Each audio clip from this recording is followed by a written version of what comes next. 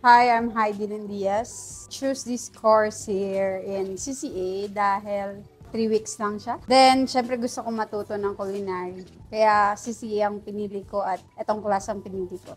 Key learnings, actually ang dami. First day pa lang safety. Second day, yung pag-cut ng mga vegetables, different cuts. Then, method of cooking. Then, mise en place. And then, preparation. Tapos, pakikisama and appreciate also sa ang cooking in general, kung gaano siya kahirap. Then, appreciate also the chef or the people behind pag sineserve nila yung food. More on like deep learning about cooking.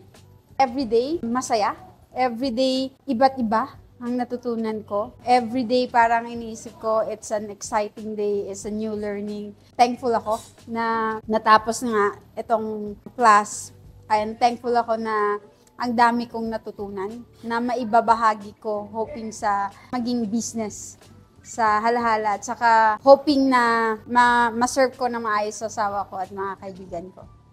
Yes, I will recommend this class kung naghahanap po kayo ng school na matuto ng culinary. Baka makonsider nyo ito dahil sa time, sulit ng binayaran nyo at maraming kayong matututunan.